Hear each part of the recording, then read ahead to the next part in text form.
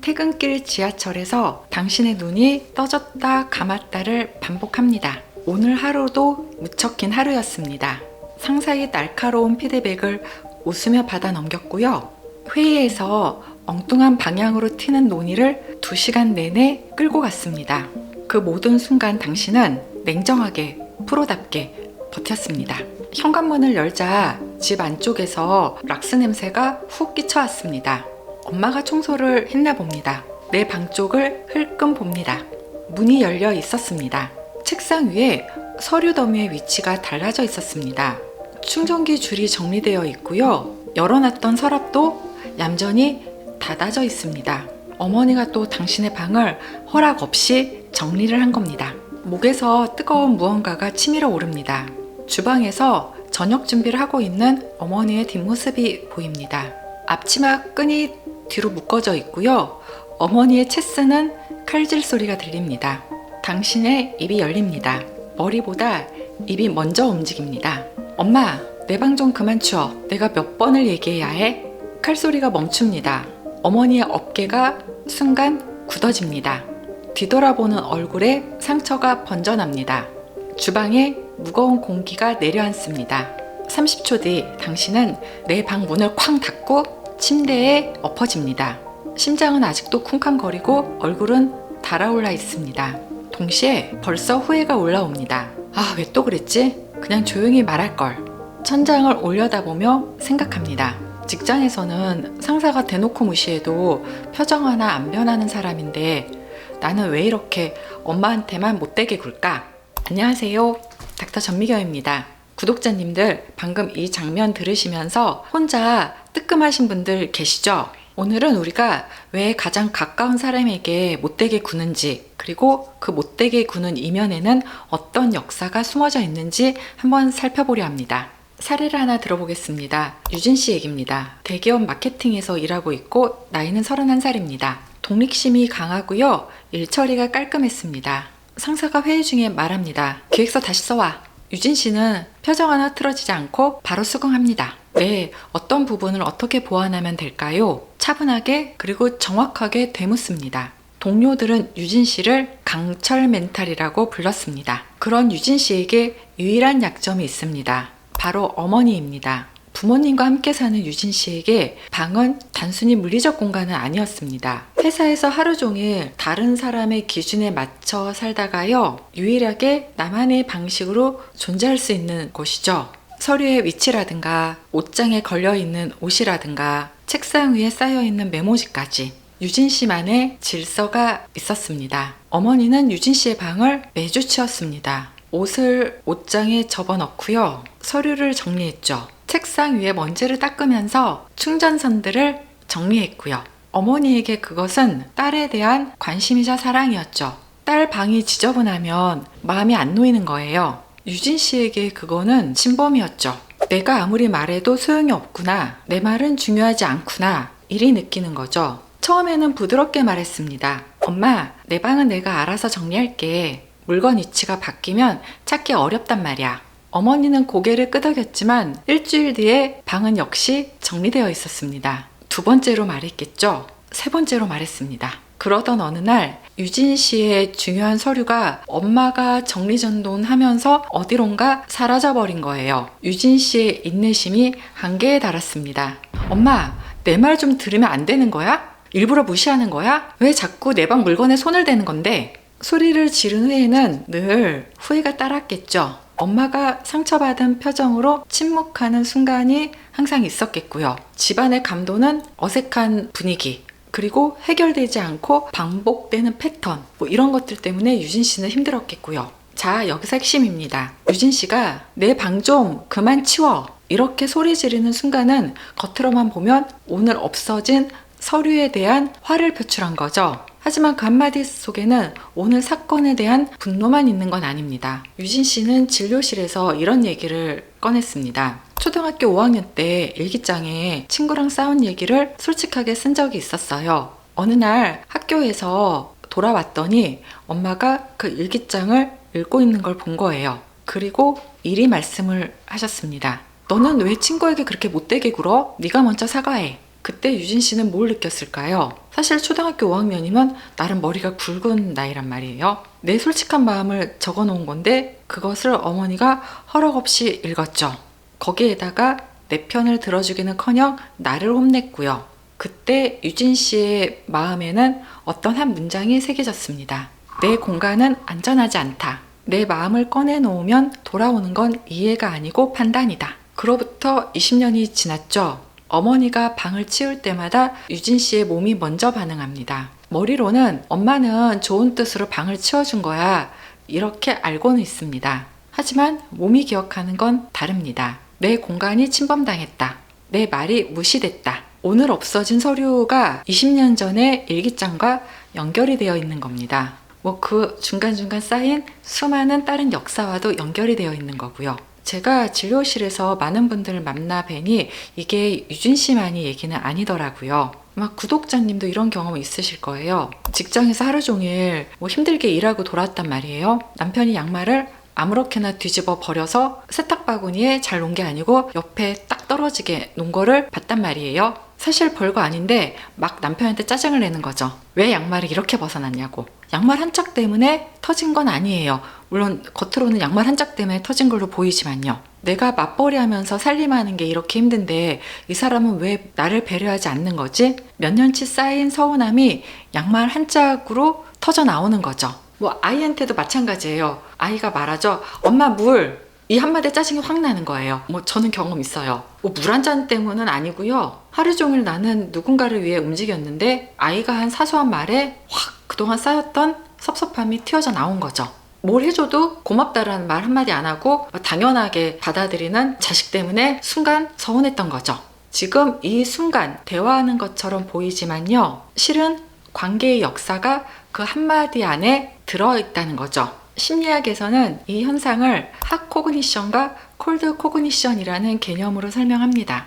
콜드 코그니션부터 설명을 해드릴게요. 감정에 휘둘리지 않고 차분히 이성적으로 사고하는 상태를 말합니다. 유진 씨가 회사에서 상사의 비판을 냉정하게 객관적으로 상처받지 않고 대응하는 것을 말합니다.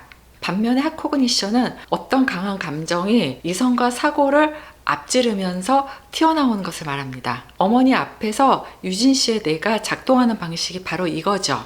왜 유진 씨는 같은 사람인데 관계에 따라 이렇게 다르게 작동하는 걸까요? 바로 관계의 역사 때문입니다. 상사와의 관계는 고작 몇 년치거든요. 그것도 사회에서 공적으로 만난 사이죠. 어머니의 역사는 태어난 순간부터 지금까지 삶 전체의 기억이 겹겹이 쌓여서 만들어진 거고요. 일기장 사건 이후에도 유사한 사건들이 계속 일어났던 거죠. 그 모든 순간들이 지층처럼 안쪽에 쌓여 있다가요. 서류가 사라진 그 순간에 한꺼번에 연결되어서 확 폭발하게 된 거죠. 가장 사랑받고 싶은 사람에게 가장 깊은 상처를 받는 경우가 많거든요. 그렇기 때문에 우리는 가족이라는 이름 앞에서 방어 기제가 유독 예민하게 작동할 때가 많습니다. 많은 사람들이 이런 고민을 갖고 있죠. 대부분은 자기 자신을 나무랍니다. 왜 저는 가족에게만 화를 못 참을까요? 제가 다시 묻습니다. 직장에서도 그러신가요? 대부분의 경우 대답이 비슷합니다. 아니요, 직장에서는 괜찮아요. 제가 드리는 말씀입니다. 누구씨가 감정 조절 능력이 없어서 그런 건 아니에요. 다만 엄마와의 관계에서 그 능력을 무력화시키는 오래된 묵은 감정이 있을 거예요. 한 가지 더 짚어볼 게 있습니다. 유진 씨의 분노가 폭발한 것은 결코 유진 씨 혼자만의 문제는 아닙니다. 어머니는 유진 씨의 거듭된 요청을 계속 무시했잖아요. 유진 씨는 점점 더 절박한 심정으로 목소리를 높이게 되었고요. 그럴수록 어머니는 더 당황하게 되고 방어적으로 되었고요. 두 사람은요, 이렇게 알게 모르게 악순환을 반복해 왔죠.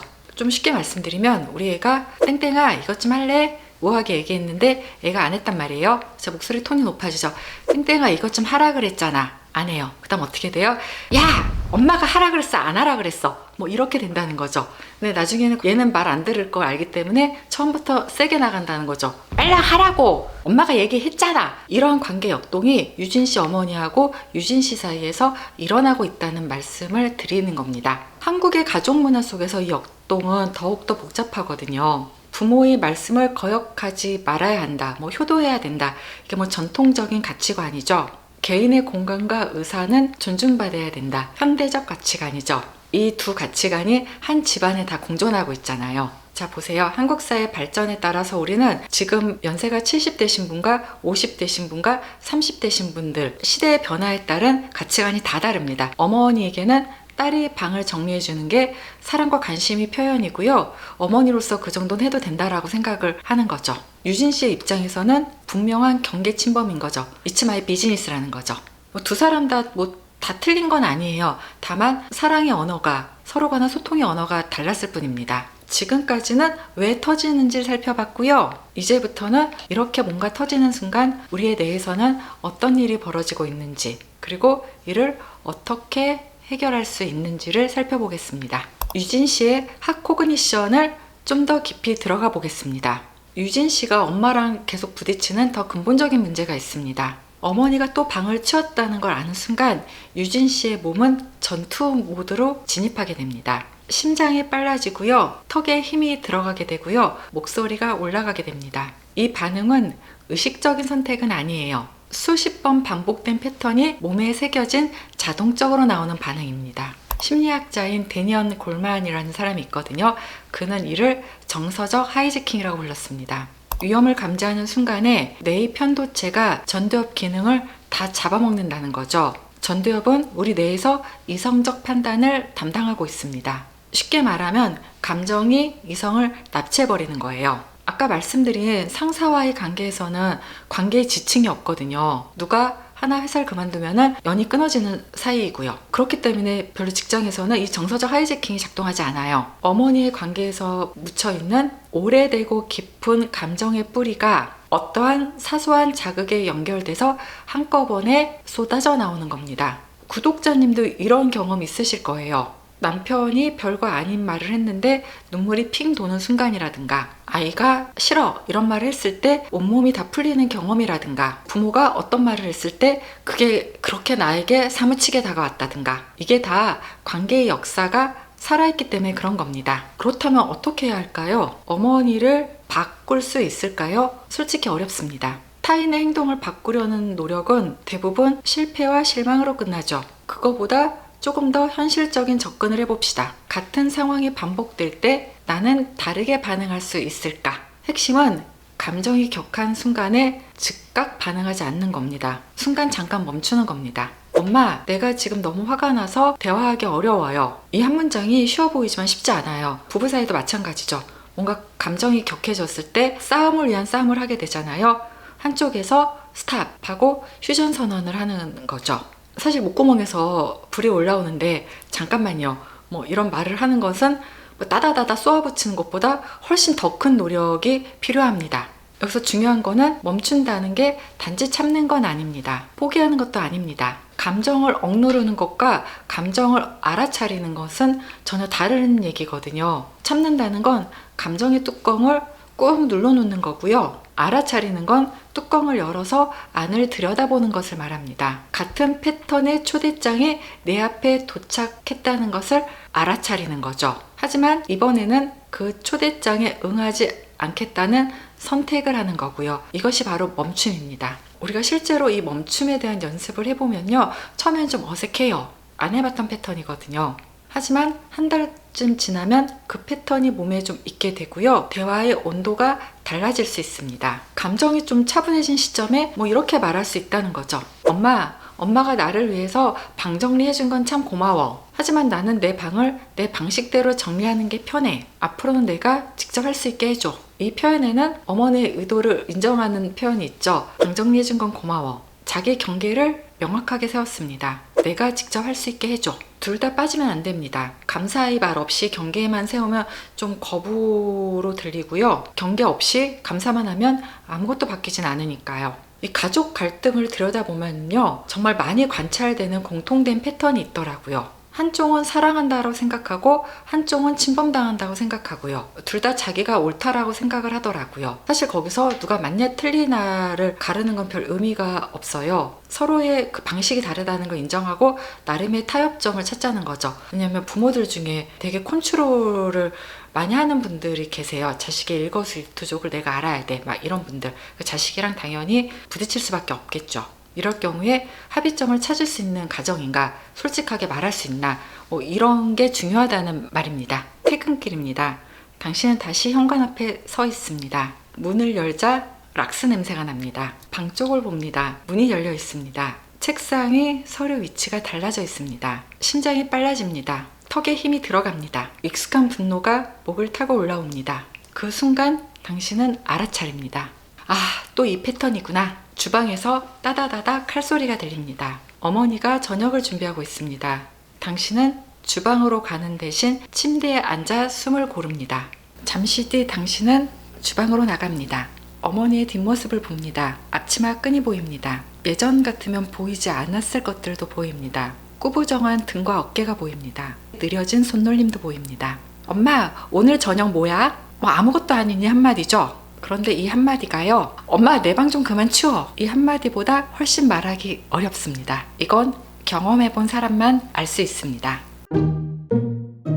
정리합니다. 첫 번째, 가장 가까운 사람에게 감정이 터지는 건 당신이 약해서도 아니고 악해서도 아닙니다. 그 관계에 깊은 삶의 역사가 쌓아져 있기 때문입니다. 오늘의 한마디는 오늘만의 한마디가 아닙니다. 몇 년치 혹은 몇십 년치 감정이 한꺼번에 실려서 나오는 겁니다. 두 번째, 심리학에서는 이를 핫코그니션이라 부릅니다. 직장에서는 콜드 코그니션으로 냉정하게 일을 하던 사람이 가족 앞에서는 핫코그니션으로 행동하는 겁니다. 감정 조절 능력이 없는 게 아니고요. 오래된 감정이 그 능력을 무력화시키는 겁니다. 세 번째, 멈추면 보입니다. 같은 패턴의 초대장이 왔다는 걸 알아차리고요. 이번에는 그 초대에 응하지 않는 것. 이게 관계를 살리는 시작입니다. 사실 사랑하지 않으면 상처도 받지 않거든요. 무관심이 가장 안 좋은 거라고 우리 가끔 얘기하잖아요. 관심이 있기 때문에 상처도 받는다는 거죠. 다만 그 사랑이 매번 폭발적으로 표현될 필요는 없다는 거죠.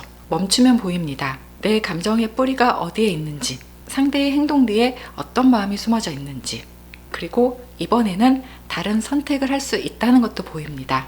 그 멈춤이 관계를 다시 살립니다. 구독이랑 알람 설정 해주시고 게시물로 놀러오세요. 제가 영상은 좀 거시기한데 텍스트는 열심히 꼬박꼬박 잘 올리고 있습니다. 이상 닥전TV였습니다. 시청해주셔서 감사합니다.